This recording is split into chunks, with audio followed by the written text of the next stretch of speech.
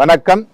கிண்டி சுவாமிநாதன். சென்ற முறை ஞானசம்பந்தரை பற்றி பார்த்தோம் அல்லவா? அதேபோல் இன்றைய தினம் இந்த கும்பாபிஷேகத்தை பற்றி ஒரு தகவலை தெரிவிக்கின்றேன்.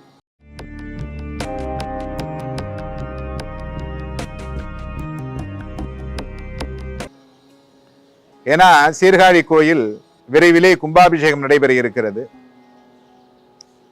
அந்த கோயிலுக்கு எல்லோரும் சென்று வழிபட்டு இறைவனுடைய அருளுக்கு பாத்திரமாகுமாறு கேட்டுக்கொள்கிறேன். இந்த ஜாதக கர்மாவில் ஜாதகத்தை எழுதுகின்றவர் முதலே ஜனனி ஜென்ம சௌக்கியானாம் அப்படின்னு ஒரு பாடல் எழுதியிருப்பார். இது எல்லா ஜாதக புத்தகங்கள்ல இருக்கும். இந்த ஜாதகத்தை பற்றி அறிந்து கொண்டிருக்கின்ற பொழுது ஒரு சிவாச்சாரியார் குலத்திலே இருக்கக்கூடிய ஒரு அந்தணர் வந்து தனக்கு ஜாதகம் பார்க்க வேண்டும் என்று கூறுகிறார். உடனே அவரும் ஜாதகம் பார்ப்பதற்காக அவருடைய ஜாதகங்களை எடுத்து வைத்து பார்க்கிறார். பார்க்கின்ற பொழுது நாளைக்கு மறுதினம் இவர் இறந்து விடுவார், 2 நாட்களிலே இவர் இறந்து விடுவார் அப்படிங்கிறதுதான் இந்த ஜாதகத்தினுடைய கணக்கு. இவரோ அந்தணர். இவரிடத்திலே நாம் சொன்னோமே ஆனால் பிராமண சாபத்திற்கு ஆளாகி விடுவோமோ அப்படிங்கிற ஒரு பயம். உண்மையை ஜாதகத்தில் எப்பொழுதும் சொல்லக்கூடாது. ஒருத்தவங்களுக்கு ஆக்சிடென்ட் ஆயிடும் அப்படிங்கிற மாதிரியான ஒரு நேரம் அஷ்டமாதிபதியிலே சனீஸ்வர பகவான் வருகின்ற பொழுது அவர்களுக்கு தவறான செயல்கள் செல்லுகிற பொழுது என்ன சொல்ல வேண்டும்னா, தம்பி நீங்க கொஞ்ச நாளைக்கு வாகனங்களில் செல்லுகின்ற பொழுது நிதானமாக செல்லுங்கள். ஏன் அப்படின்னா ஒருவருடைய வாழ்க்கையில் பயத்தை அதிகம் கொடுக்கக்கூடாது. அதுக்காகத்தான் ஜாதகம் சொல்லுகின்ற பொழுது ஒரு சில விஷயங்களை கோடு போட்டு காமிப்பாங்க. இவர் உடனே என்ன சொல்றாரு, 2 நாட்கள் கழித்து என்னை பாருங்கள், எனக்கு வேலை பலு அதிகமாக இருக்கிறது, நான் 2 நாட்கள் கழித்து உங்களுக்கு ஜாதகம் பார்த்து பலன்களை கூறுகிறேன் அப்படின்னு சொல்றாரு. இந்த ஆதிசைவ சிவாச்சாரியார் அவரும் கிளம்பிடுறார். உடனே அவர் கிளம்பின உடனே கொஞ்ச தூரம் போறார். சரி, ஏன்னா அப்பெல்லாம் பாத்தீங்கன்னா பஸ் எல்லாம் கிடையாது. இந்த காலத்தில் பஸ் கிடையாது. நடந்து போகணும், இல்ல குதிரையில போகணும், இல்ல மாட்டு வண்டியில போகணும். இவர் நடந்து போனார்.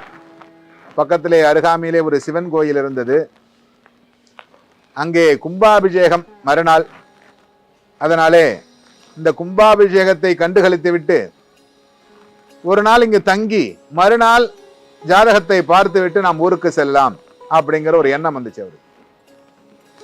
அவர் உடனே கோயில் உள்ளார போனார். ஆதிசைவர், அந்த கோயிலில் இருக்கக்கூடிய ஆதிசைவர் சிவாச்சாரியாரை அழைத்து, நான் இந்த ஊரிலிருந்தே வருகிறேன், இந்த மாதிரி ஜாதகம் பார்க்கலான்னு வந்தேன். ஓ அவரா, நல்லா பாப்பாரே ஜோசியம், 2 நாள் கழித்து வர சொல்லி இருக்கிறார். அப்படியா, சரி வாருங்க. நாளைய தினம் நமது ஆலயத்திலே கும்பாபிஷேகம் நடைபெற இருக்கிறது.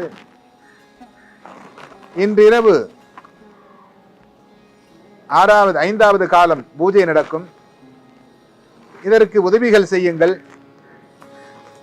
இங்கேயே படுத்துக் கொள்ளுங்கள். நாளை கும்பாபிஷேகத்தை கண்டுகளித்து விட்டு நாளைக்கு மறுநாள் சென்று அந்த ஜோசியரை பார்ப்பதற்கு உங்களுக்கு ஏற்பாடு செய்யுங்கள்.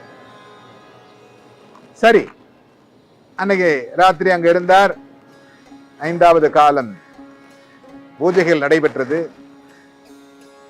பிரசாதங்களை உண்டு படுத்துக் கொண்டார். மறுநாள் காலை அதிகாலையிலே எழுந்திருத்து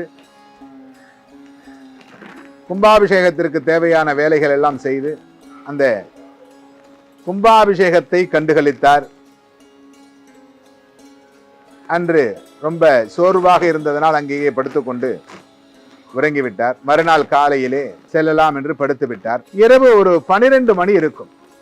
அப்பொழுது இவருக்கு ஏதோ காலில் ஊறுவது போல் இருந்தது. அப்படி காலை எட்டி உதைச்சார்.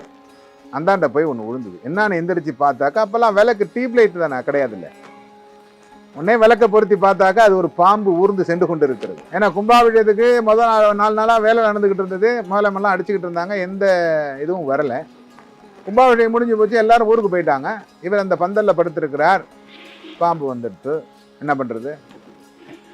காலை உதறிட்டே உட்காந்துருந்தார் ராத்திரி பூரா, எங்கடா திரும்பி வருமோ எங்கடா திரும்பி வருமோ.